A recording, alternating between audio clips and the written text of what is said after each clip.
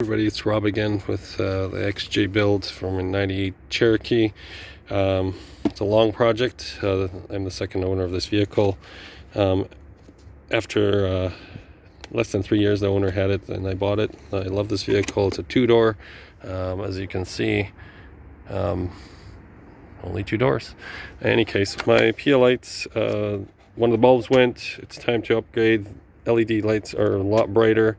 I have some LED lights here that I just had arrived today, and can't wait to put that in. They're the 5-inch AUXBEAM driving 110 watt combined LED lights with a refracting lens in the middle. We'll see how that is. I will unbox it in a sec. And then I do have the Nightlight spot beam. Unfortunately, I made a mistake, and this was a Christmas present a long time ago and hasn't been used, opened, but I plan to put them underneath the vehicle or maybe on a roof one day, because there will be a roof rack. And then there will be also LEDs installed, because my relay went and I'm upgrading to LEDs.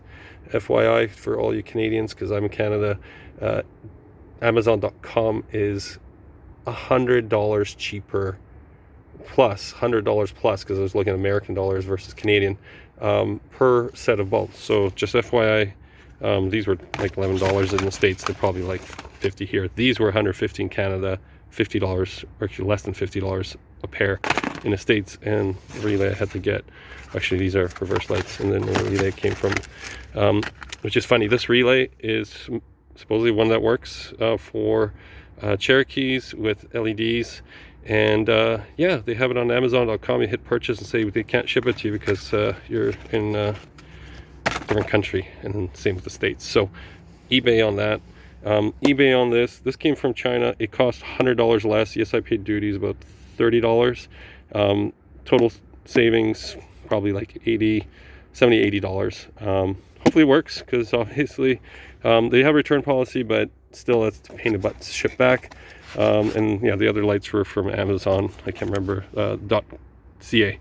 I think those were about $189 minus $10 discount right now. And these I don't know because it's a present. So yeah, so we'll deal with that in a sec. So I did open this before. I did have instructions here, the things they give you, a very nicely laid out instruction booklet. I did watch a lot of videos like you guys are probably doing about installing this. I've understood from looking and reading, a lot of these guys have issues when they install it. They short it out. When you put your lights in the module, keep in mind, do not connect the power to it until you hook up your lights, because some people cross positive negative and they supposedly fry these things. Just FYI, I know that some people don't make that clear. Instructions, a lot of guys don't read it. Like an old Al Bundy episode, if you ever watched that back in the day. Yes, I'm from the 80s. So there you go. There's some stickers. They say 60, but I think there's 50. They must have changed it over time. That's what you get. These, I know there's a lot of light switches out there, but these are basically coming with these breakers. Now these things can save your butt. If you ever had electrical fire or wires heat up or melt, this helps a lot to prevent that. Obviously fuses do too. Now one thing a lot of people don't say online, when they handle this thing, they don't tell you that this is made out of metal. It's actually pretty impressive. I was expecting cheap plastic because it does look pretty bulky, but that makes sense because it's metal. So that's in there. They give you a fuse bypass, so you can hook up to one of the accessory fuses. So when you turn your keys, then of course this turns on instead of draining your battery all the time. This is, I think related to that, you have to put those two together, and then you hook that up to inside the module here. Of course, they give you screws and mounting hardware. They give you one bracket that is folded in right now, but it lets you angle the panel. Sorry, we're doing this one hand, so a little hard, but yeah, you can bend this around. I'll have to do that later, but I don't know if I'll be using this. And they give you another panel. So this goes behind the switch panel, mounts like that, and then you screw it to your dasher somewhere. So yeah, you have to make some holes, or I guess maybe you can use 3M tape. This is the main wire that goes into your cabin from the behind the firewall.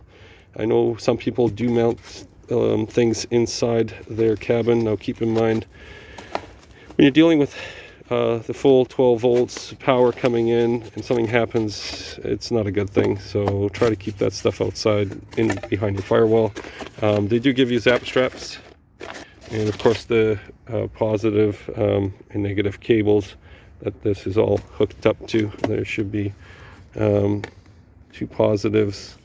Yeah, there's 2 positive cables and 1 negative cable and 2 positives, because you have to go obviously from the battery to this, and then from this to this unit. And of course this is a nice little unit. You push down on this switch, this plug, and then the lid comes off. Then you got spare fuses here. Sorry about the focus. There you go. And then you have your, sorry about the reflection too, your amps. Now keep in mind how to figure out the amps. I know a lot of people just put in lights whatever spot. You, I think, take the watts and divide it by the volts. You can Google it too, and then it'll tell you. I think this, the 5-inch lights that I'm going to be putting in, they are just under 10 amps. So I could use obviously one of those 210 amps. So don't waste your 30 amps for this. It's gonna be more like a light bar on your roof, or a whole bunch of other lights combined together. Anyways, so that's it. Now this is sealed. This is watertight. This is similar to what they do to the factory computers in vehicles nowadays. So everything's sealed. Everything's nice and clean. Wires go through there, so you won't worry about dust and water gunking this up. So again, this is meant to go behind the engine compartment. This is also metal. It's not cheap, people. It's a really good product so far. We'll see how it runs and how long it runs. Obviously I'll update that if something happens down the road. Thanks AUXBEAM for making a good product affordable. I know a lot of people have other systems up to $1,000. If something breaks and you're past the warranty, I guess you're SOL, as they say, right? So let's get this installed. I won't probably be doing an installation video. It's a little hard with one-handed, but I think there's enough videos to show you, and it's pretty common sense. Screw, cables go in, cables hook up, positive and negative. Again, on your lights, you can you should hook them up obviously to the positive and negative of each one. So that's pretty much it. Let's get this started. Thanks guys for watching. Take care.